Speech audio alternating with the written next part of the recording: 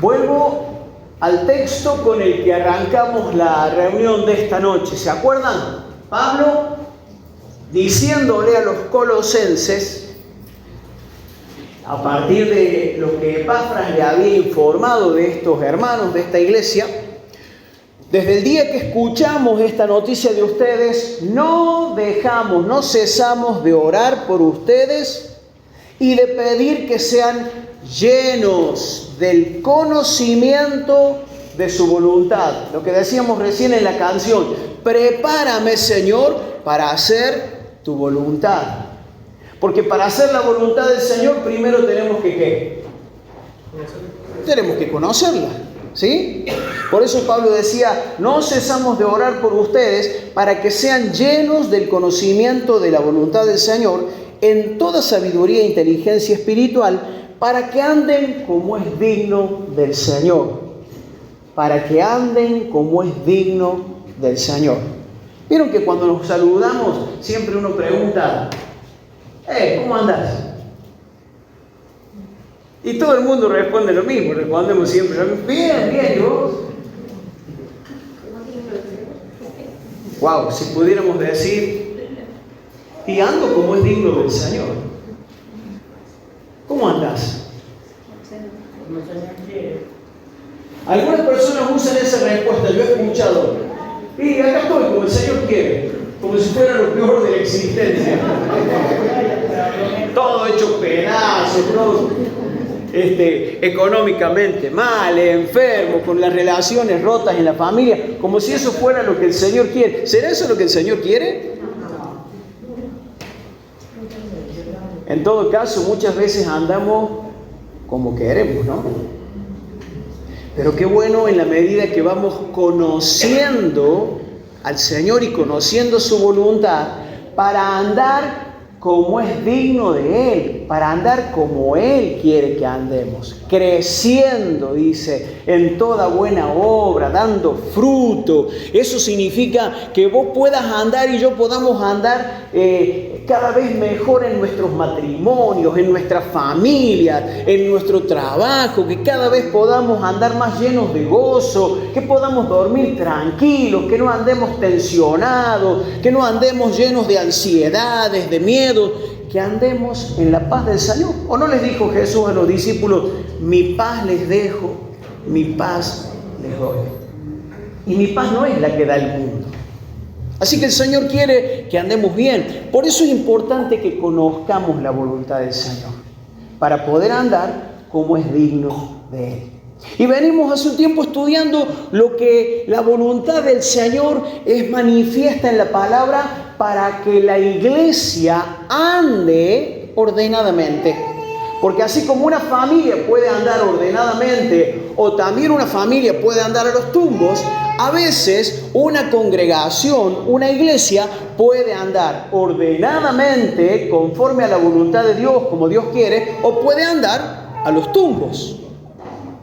Que Dios nos ayude para crecer, que seamos llenos del conocimiento de su voluntad respecto de lo que la palabra dice, para que también en la iglesia podamos disfrutar de la buena voluntad del Señor, de relaciones sanas, de una hermandad fuerte, de vínculos respetuosos, que podamos aprender a sobrellevar los unos las cargas de los otros, a ayudarnos a los que estamos en necesidad o al que está en necesidad, que podamos ser pacientes. ¿Cuántos necesitan un poquito más de paciencia? Qué bueno, que son 3 o 4 nomás. A los demás, Señor, no les des porque no necesitan.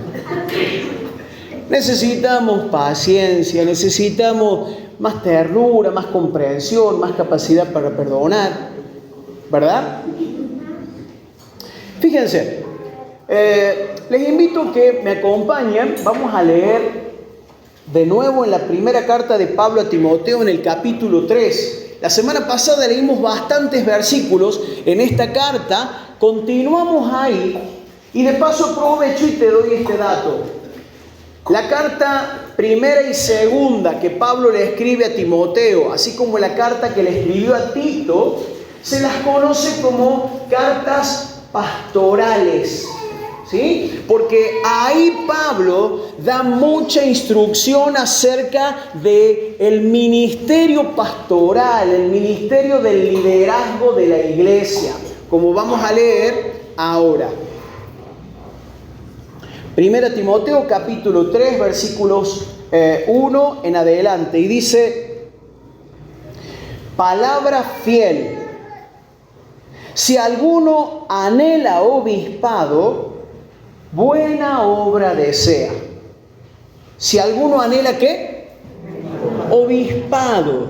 Eso significa, si alguno anhela trabajar o servir en el pastorado o en el liderazgo de una congregación, buena obra desea.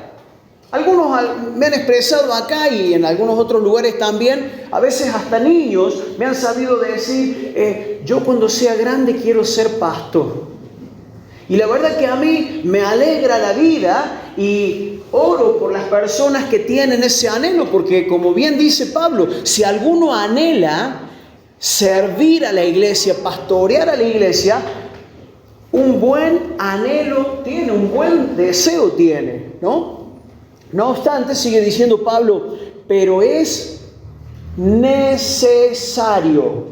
Escuchen esa palabra porque marca algo fundamental. Es necesario, es decir, es preciso, si alguien quiere desarrollarse en el ministerio pastoral, necesita que el obispo, es decir, que el pastor, el líder de la iglesia, sea, fíjate la lista que va a empezar, sea irreprensible. ¿Eso significa perfección? No, porque si significara perfección, no habría absolutamente nadie que pudiera ocupar esa función o desempeñar ese ministerio, ¿sí? Entonces, ¿qué significará ser irreprensible? Bueno, significa tener una conducta madura, significa que no tengas a cada rato cuestiones con los de adentro, con los de afuera, con tu familia, sino que tengas una madurez. Entonces, se requiere de una persona que está o que anhela obispado, que anhela el pastorado, que sea irreprensible. Marido de una sola mujer, es decir, esto habla de la fidelidad matrimonial y del respeto, de la honra por la institución matrimonio, porque Dios la instituyó. Dios fue el que diseñó el matrimonio, desde allá del comienzo, desde el Génesis, ¿sí? Él dijo que creó al hombre a su imagen y semejanza, varón y mujer los creó. Y dijo, dejará el hombre a su padre y a su madre y se unirá a su mujer y los dos serán una sola carne. ¿El hombre se une a cuántas mujeres? A una. Bueno, si en algún caso un hombre enviuda o una mujer enviuda, Pablo dice, se puede volver a casar con tal que sea en el Señor, es decir, con otra persona creyente, ¿no? Entonces, fíjate las características que se requieren. Acordate que la escritura es inspirada por Dios, es Dios el que inspiró a Pablo para que escribiera esto. Entonces es necesario que el obispo sea irreprensible, marido de una sola mujer, sobrio. Eso significa con los 5 sentidos bien despiertos y activados. La palabra sobrio tiene un opuesto que es ebrio. Cuando una persona está bajo el efecto del alcohol, pierde la capacidad del equilibrio. No he tomado nada, hermanos. Cuando una persona está bajo el efecto, bajo la influencia del alcohol, no tiene ni la capacidad para hablar bien, no tiene la reacción o la velocidad para reaccionar ante una necesidad. Por eso muchas veces le pegan y no tiene ni tiempo de atajarse. No la ve venir. Entonces, cuando una persona está bajo los efectos del alcohol o de otra sustancia, pierde reacción en sus sentidos. Entonces, cuando Pablo dice que una persona que anhela servir al Señor en el pastorado tiene que ser sobria, una persona que no esté dominada ni por el alcohol ni por ninguna sustancia que le impida estar atento con sus 5 sentidos bien dispuestos para activar cuando sea necesario. Sobrio, prudente, que tomes decisiones bien pensadas, no a locas y a tontas, no reaccionando sin pensar. Es común, nos pasa muchas veces, ¿no? El apremio, el susto, la ansiedad nos llevan a reaccionar más que a pensar y a decidir. Entonces dice, tiene que ser prudente, decoroso, hospedador, es decir, una persona generosa para recibir en su casa cuando haga falta a visitantes, a personas que necesitan hospedaje. Apto para enseñar, capacitado para enseñar. ¿Para enseñar qué cosa? La palabra del Señor. ¿Te acordás que leíamos la semana pasada que Pablo le dice a Timoteo, entre tanto que voy, ocúpate en leer la Escritura, en leer las enseñanzas, la palabra a la iglesia, en exhortarlos, en alentarlos con la palabra, ¿sí? Entonces tiene que ser apto para enseñar, no dado al vino, no pendenciero, no una persona que anda siempre en conflictos, leguleya, una persona que siempre arma discusiones de todo, no pendenciero, no codicioso de ganancias deshonestas, lo cual deja entrever que hay ganancias que sí son honestas, ¿no es cierto? El obrero es digno de ¿qué dijo? De su salario.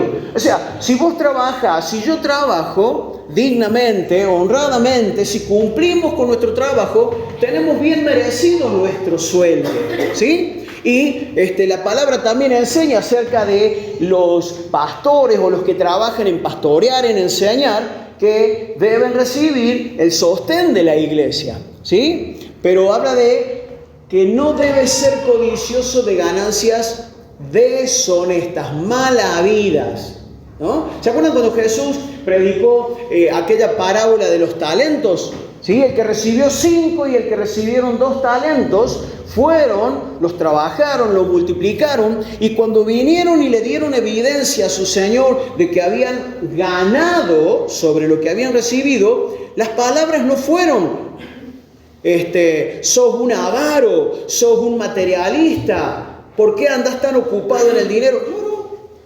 ¿Cuáles fueron las palabras del Señor? Bien, buen siervo y fiel. Entonces, no hay nada de malo en trabajar. El problema está cuando una persona, y sobre todo una persona en el ministerio, y aunque ustedes no lo crean, hermanos, esto es más común de lo que nos imaginamos. El problema es cuando una persona, y sobre todo una persona en el ministerio, codicia o anda detrás de ganancias deshonestas, ¿no?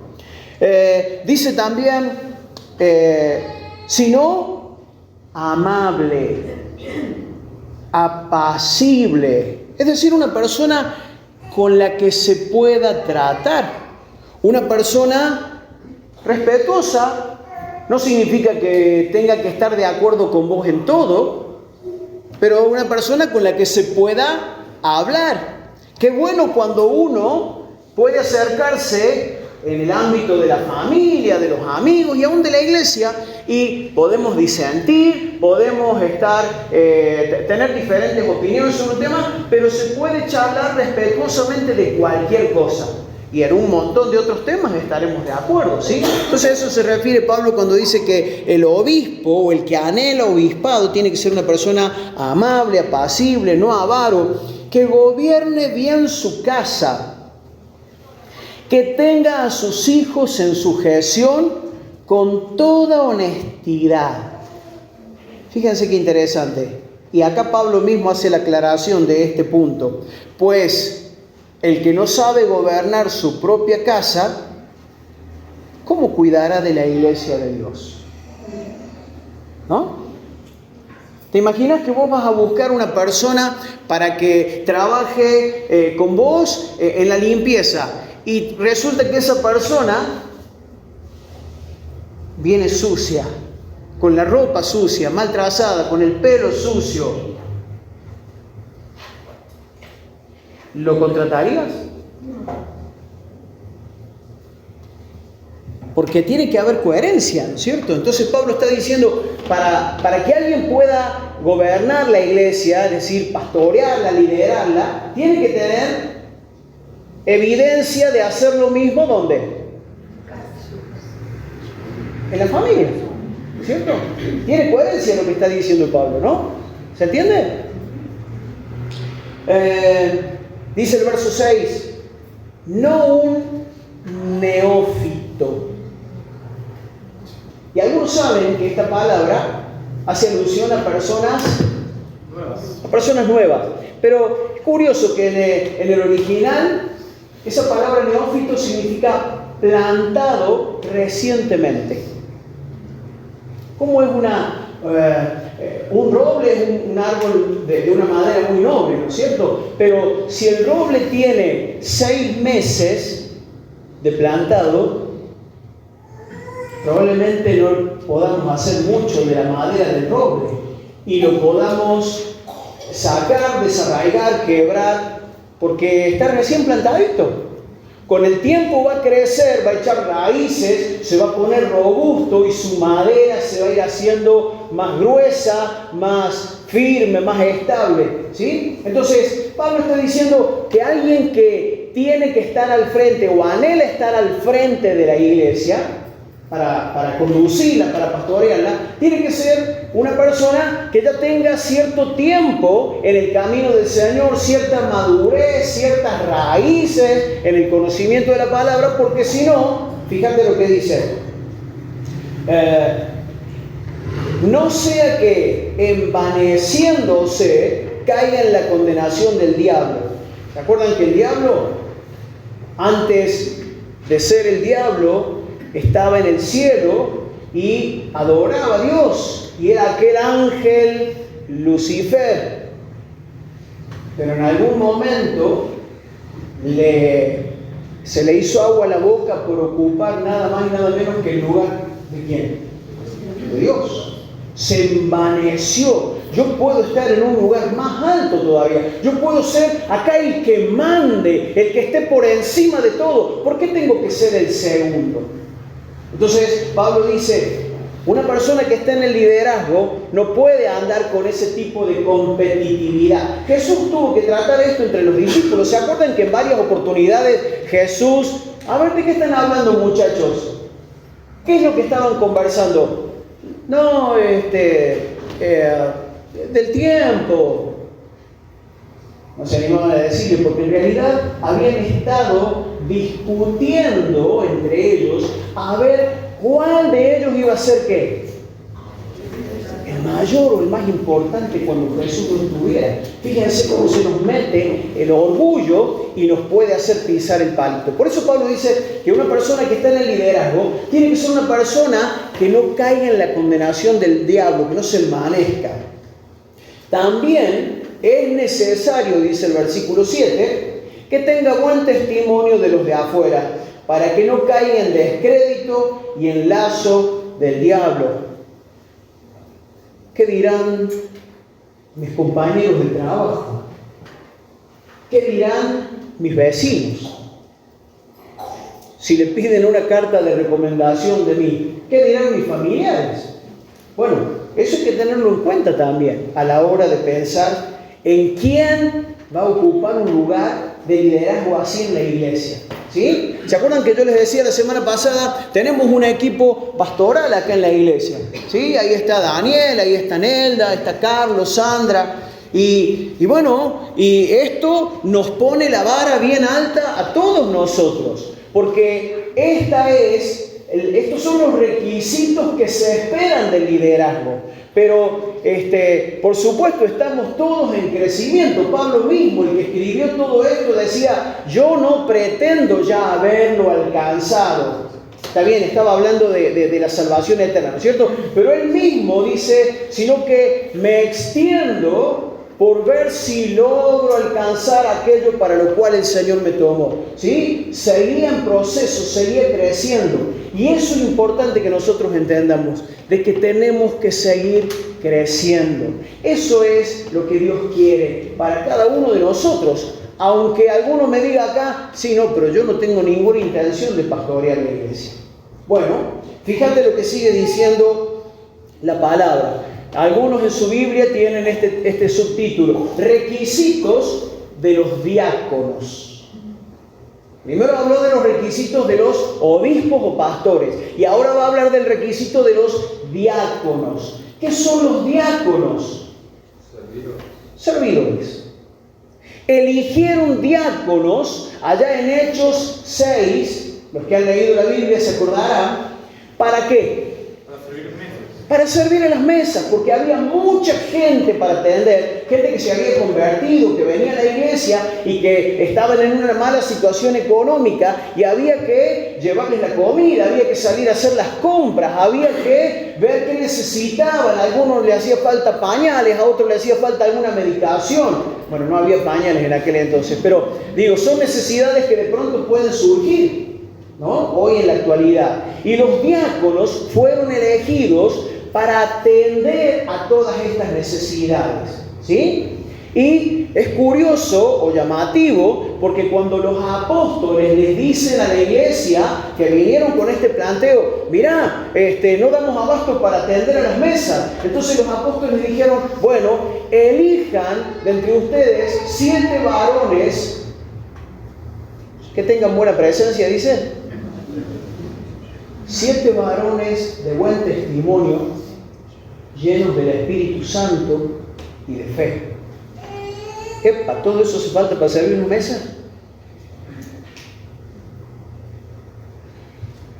Para que entendamos simplemente un ejemplo. ¿Cómo nos ponemos cuando hay comida de por medio? En casa somos 4, 5, 6, ¿no es cierto? En una familia, bueno, el turno llega rápido de una u otra manera. Pero, ¿cómo nos solemos poner cuando nos toca esperar para que nos sirvan la comida? Nos empiezan a brotar los colmillos. Y algunos pelos nos salen como a los lobos por acá abajo, por los costados, ¿no? Se nos estiran las orejas, los ojos, la pupila se pone así medio vertical. Y hay que tratar con la gente cuando tiene hambre o cuando está esperando que, ¿cómo puede ser que a mí no me atiendan? ¿No sabés quién soy yo? Entonces, no solamente por eso, pero eso es una buena razón para que quien va a servir a la mesa tenga un buen trato, tenga un perfil de tranquilidad, de un carácter apacible, que sepa responder, porque si no, una persona que le toca recibir reclamos de 1, de 2, de 10, de todos que están demandando sus derechos, se termina enojando con todo el mundo. Acá tenés la bandeja, serviste voy, que Dios te bendiga. Ojalá que te haga provecho, que se te atragante el choripán ahí.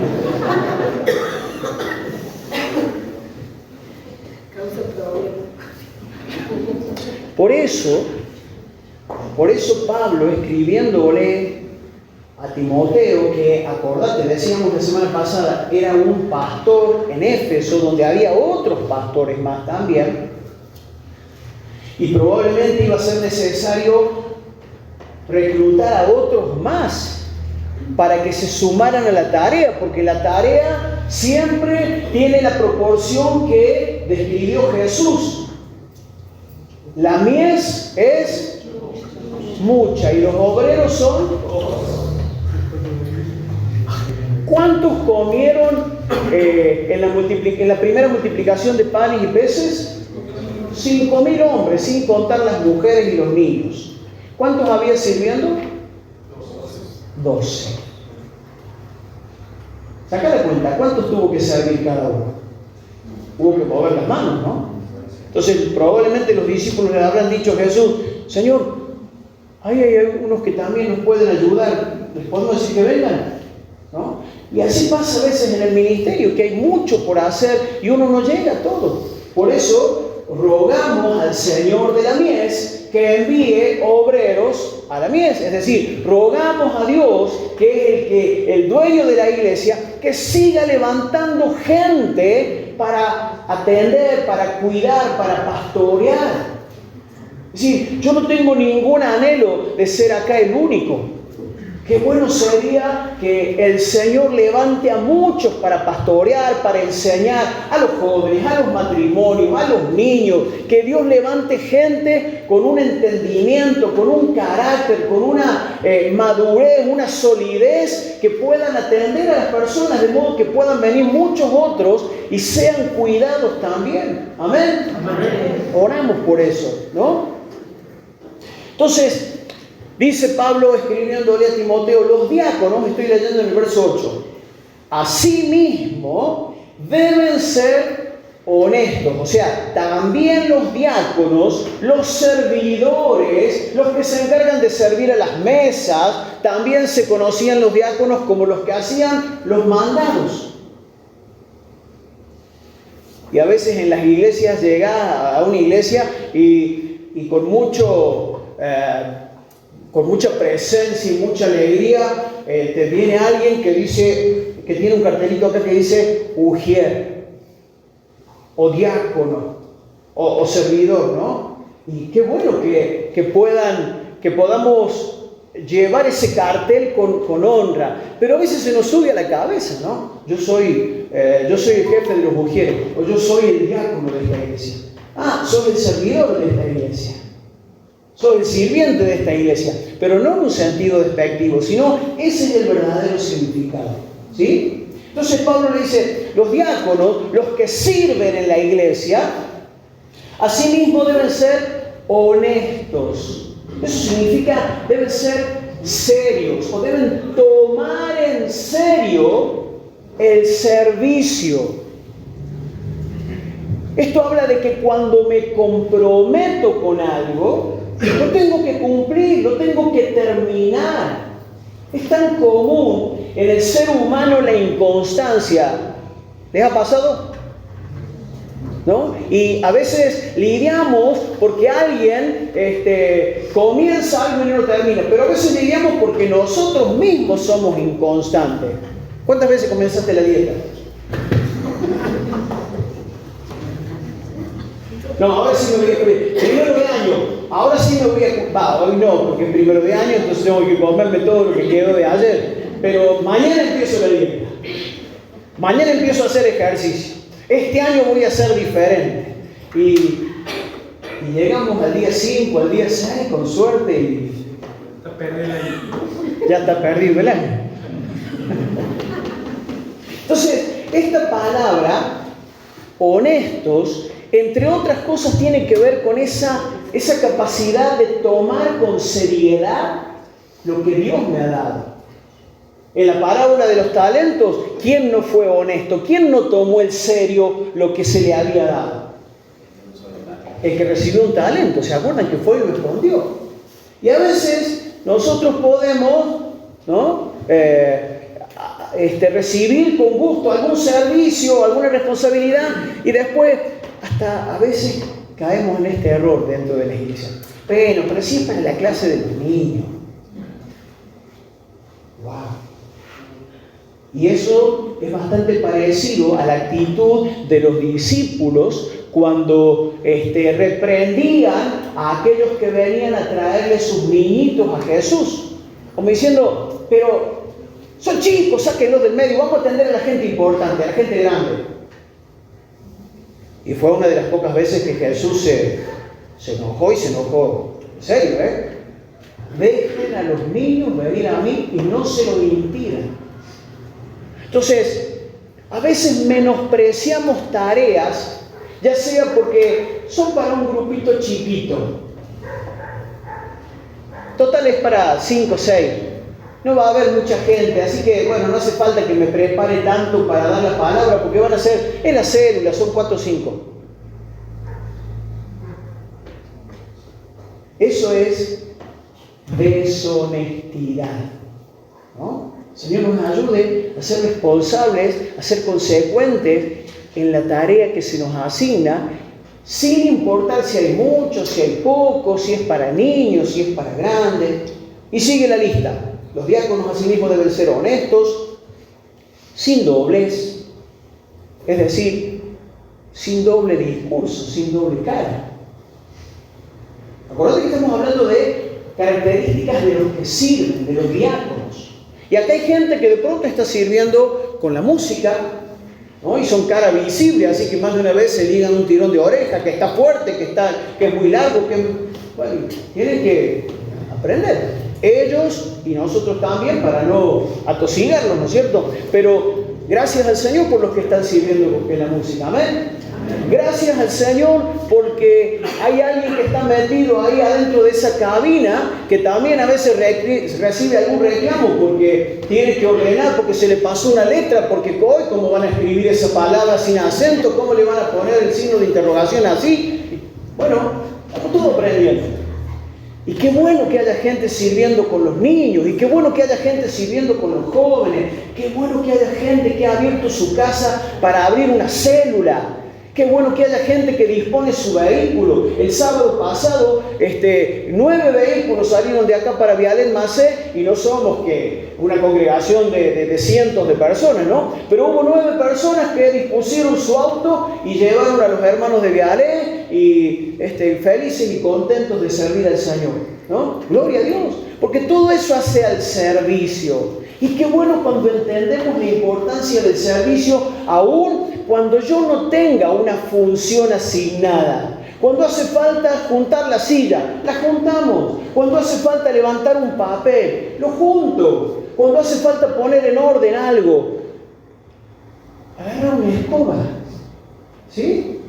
Y poder colaborar con todo lo que tiene que ver con la casa del Señor, ¿no? Y para eso el Señor pide que seamos así, ¿no? Honestos, sin doblez, no dados a mucho vino, no codiciosos de ganancias deshonestas. Acuérdate que los diáconos en Hechos 6 tenían que manejar dinero que era de la iglesia, porque para preparar la comida primero había que ir a comprar la materia prima, ¿sí? El otro día hubo hermanos que fueron a comprar con dinero de la iglesia mercadería para poder asistir a los que están a lo mejor pasando un tiempo económico apremiante. Y se requiere que esas personas que están sirviendo en esa área no sean codiciosos de ganancias deshonestas.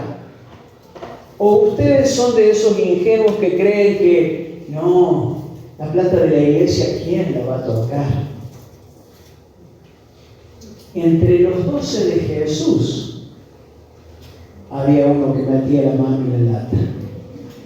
No va a haber entre nosotros alguno que mire con más entusiasmo del que debe las cosas que son de acá. Lamentablemente, acá en la iglesia o del templo, cada 2 por 3 desaparecen algunas cosas, ¿no? La magia del Señor.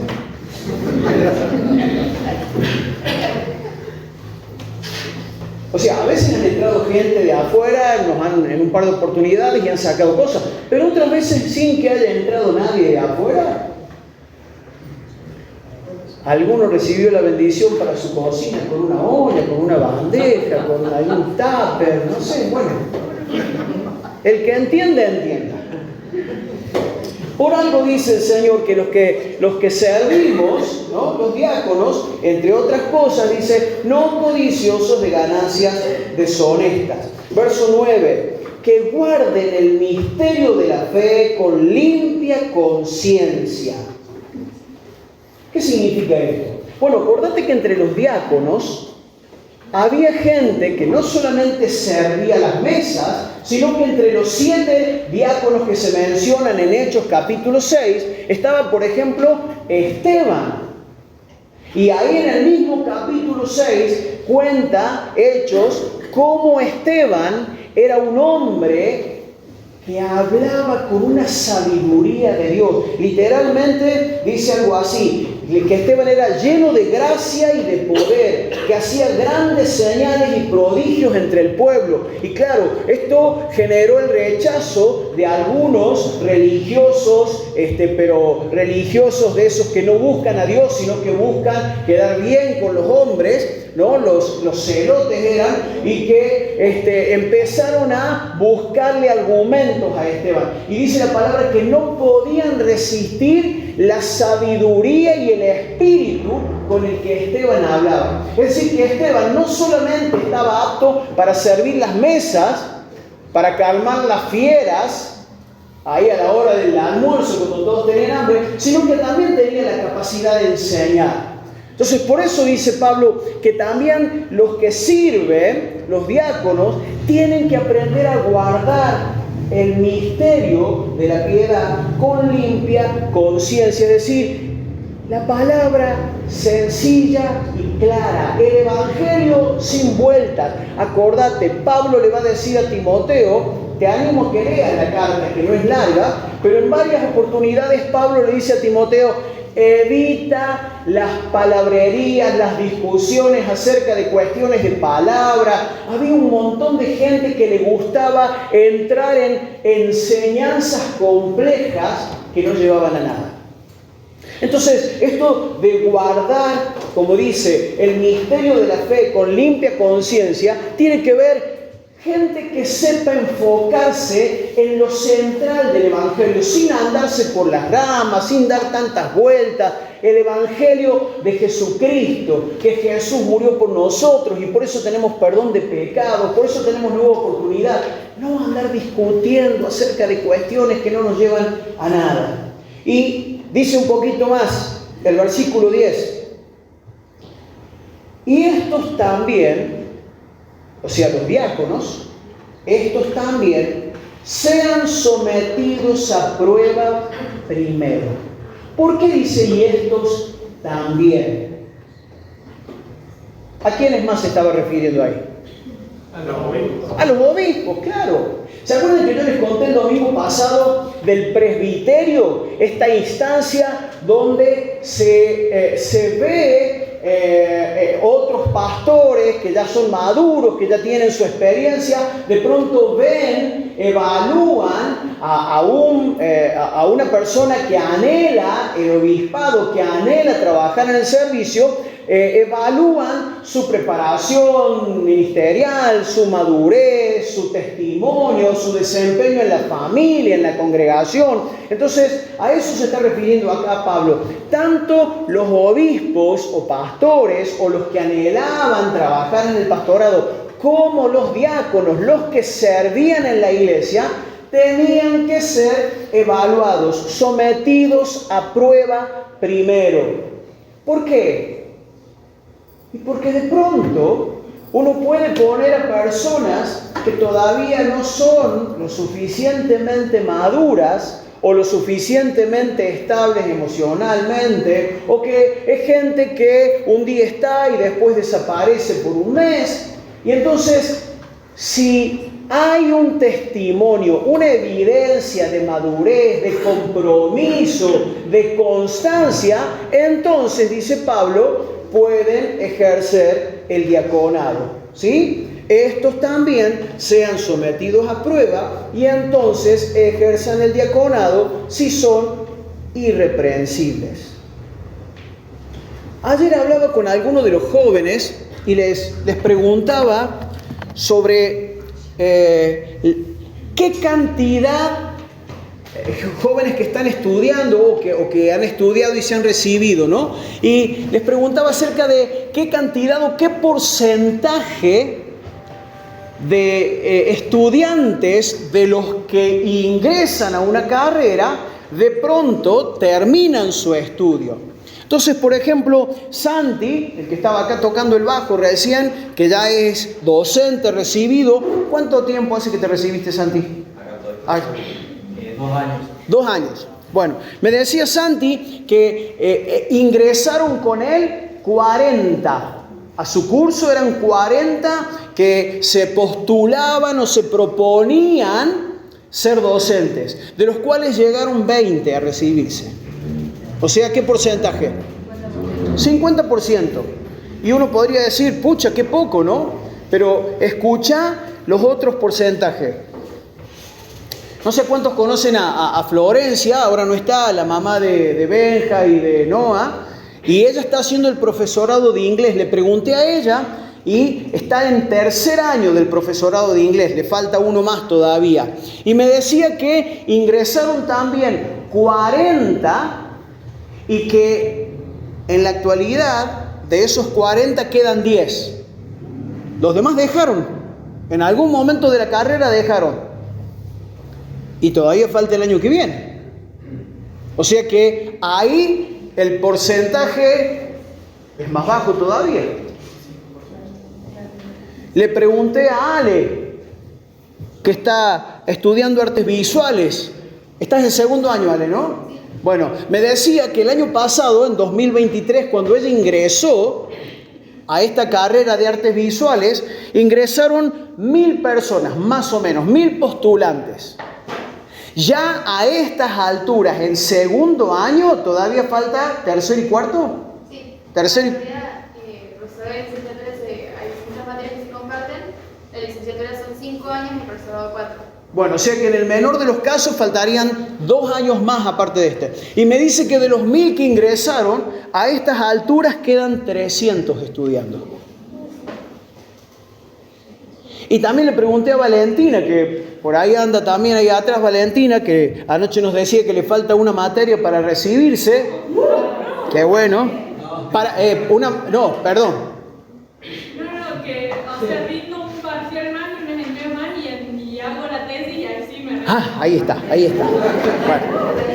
Bueno, pero falta poquito. Bueno, me decía Valentina, ella está haciendo la carrera de diseño industrial, que en esa misma facultad también está arquitectura. Y había estado hablando, corregime si me equivoco, Valentina, había estado hablando con algunos profesores justamente acerca de esto y la cantidad de ingreso promedio es más o menos de 3.000 por año, 3.000 inscriptos en distintas comisiones, ¿no? Pero que en la última promoción del año pasado habían... De los 3.000, más o menos el 70% es para arquitectura y el 30% para diseño industrial. Pero en la última promoción se habían recibido 30 personas para arquitectura y casi 15 para diseño industrial. De 3.000. ¿Por qué te tiro estos porcentajes?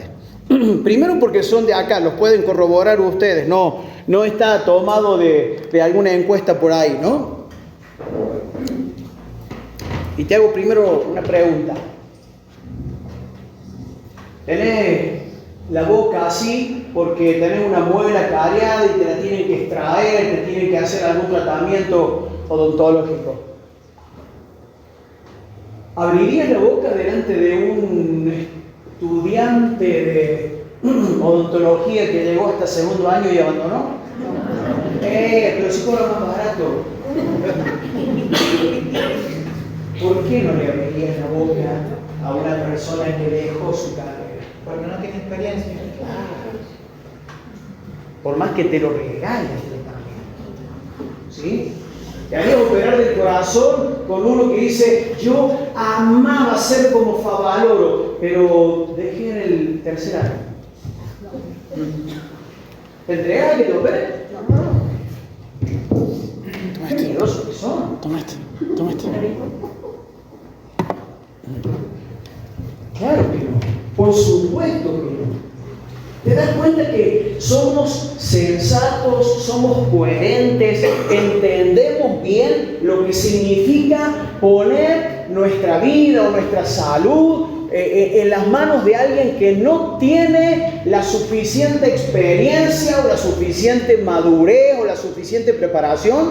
¿Estamos de acuerdo en eso, no? Bueno, Pablo, con todo lo que está diciéndole a Timoteo en este capítulo 3 de esta primera carta, está hablando de que la iglesia debe estar en manos de gente que no haya empezado con el entusiasmo que tienen todos antes de la carrera. Vieron que cuando se va a correr la maratón, todos están luciendo su ropa, porque ahora nadie va a una maratón con la ropa vieja, como sucedía antes.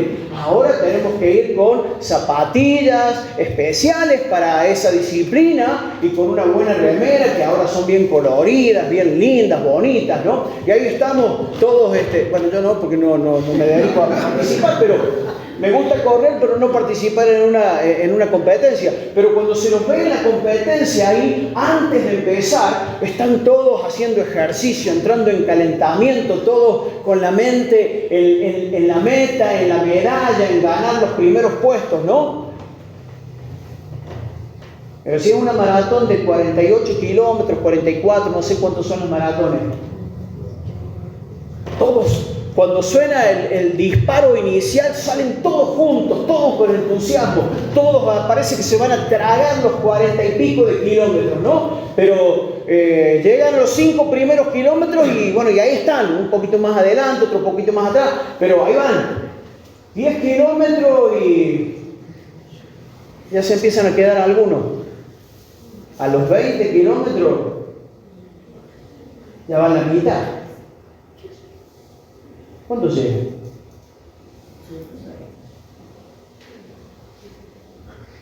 Y Pablo habla de una carrera. Por eso dice, ¿no saben que en la competencia todos los corredores participan, pero solo uno llega a alcanzar el premio? Corran de tal manera que lo alcancen, que lo logren, que lo obtengan ese premio. Y acá en esta carrera no gana uno solo, gana todo el que llega, todo el que permanece, todo el que no abandona, no deja a mitad de camino. Por eso Pablo da tantas características acerca de la gente que sirve en la iglesia.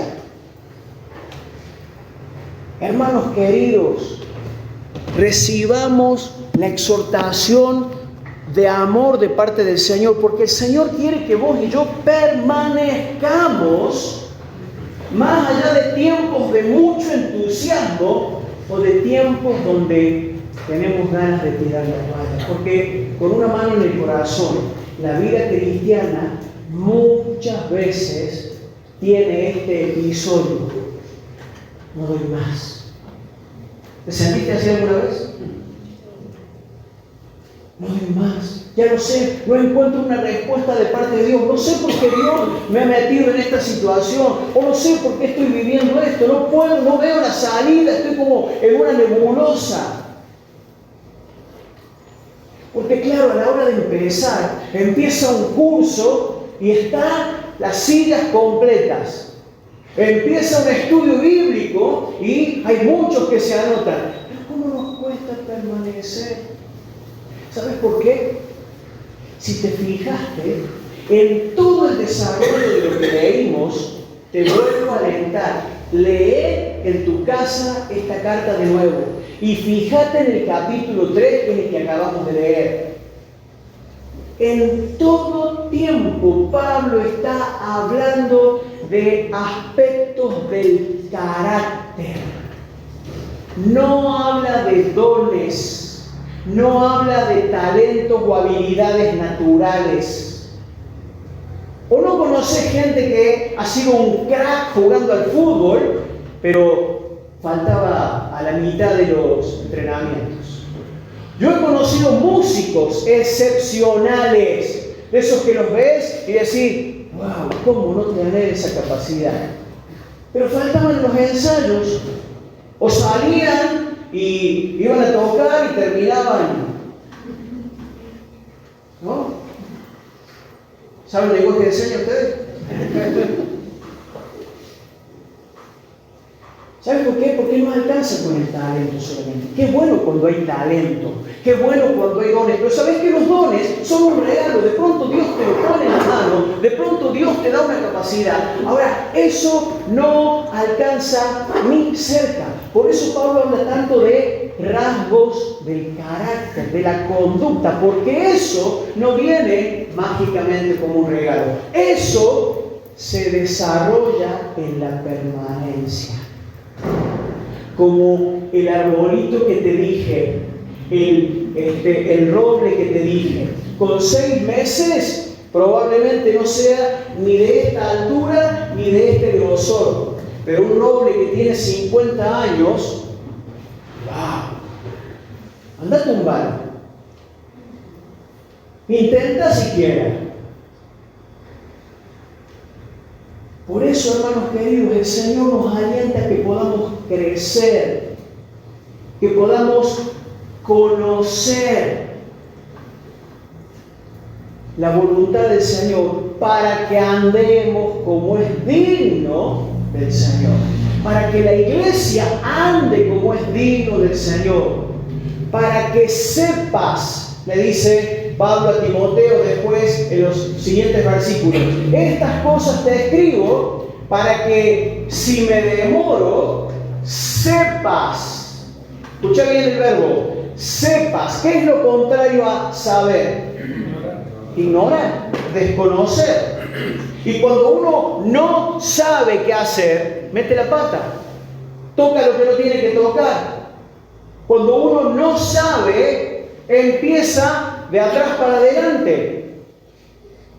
Entonces Pablo le dice a Timoteo, te escribo estas cosas, Timoteo, aunque tengo muchos anhelos de ir a verte pronto, para que si me demoro, sepas cómo debes conducirte en la iglesia del Señor, que es la iglesia del Dios vivo, columna y baluarte de la verdad. ¿Sí? La iglesia es la encargada de sostener y a la vez de alimentarse la verdad. ¿Qué hace una columna? ¿Qué función tiene una columna en una edificación? Soportar, sostener. Esta la vamos a cortar, total está molestando acá, está interrumpiendo la visión, la vamos a sacar. Qué peligro, ¿no? Y un baluarte era también una especie de columna en donde convergían 2 paredes en una edificación antigua, o también un lugar de refugio, un lugar de seguridad.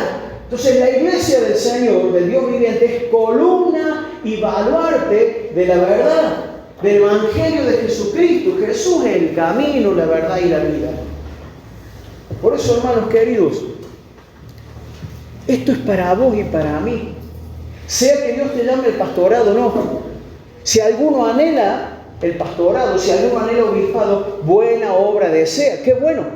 Pero es necesario que haya desarrollado un carácter. Antes de que pasemos a la Santa Cena, te digo lo último.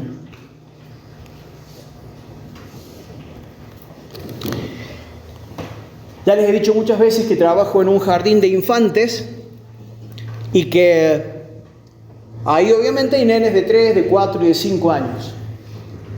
Cada vez es más común ver a nenes que te dicen, hoy me viene a buscar mi papá, hoy me viene a buscar mi mamá, hoy me voy con mi abuela. Pero no porque se van de visita, sino porque tienen a los padres separados, porque ya el papá está con otra mujer, la mamá está con otro hombre. Y no es lo mismo crecer en un ambiente así que crecer en una familia donde cada uno sabe lo que tiene que hacer, donde cada uno conoce su rol.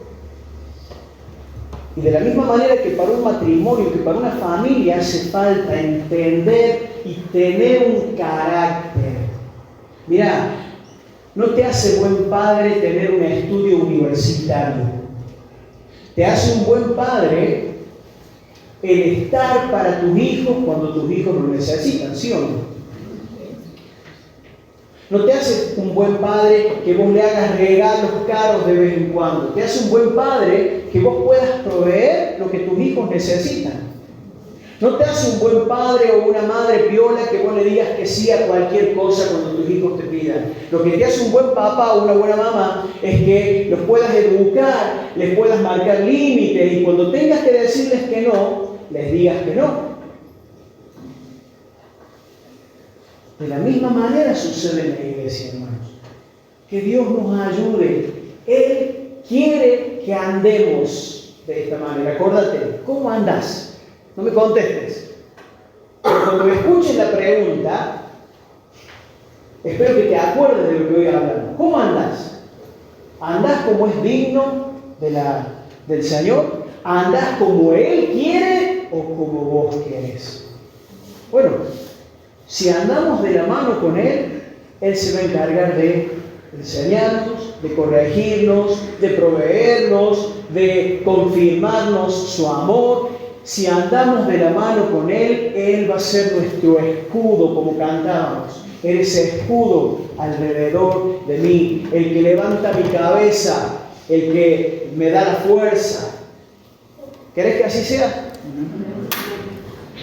Amén. Amén. No nos soltemos de la mano del Señor. No aflojemos. No nos confiemos en los dones. Desarrollemos el carácter de Cristo en nuestras vidas. Te invito a que oremos, acompáñame por favor y pedir al Señor lo mismo que pedía Pablo por los colosenses. Señor, te pedimos que nos des espíritu de sabiduría para conocerte más. Señor, que nos ayudes a entender tu voluntad, tu trato sobre nuestras vidas.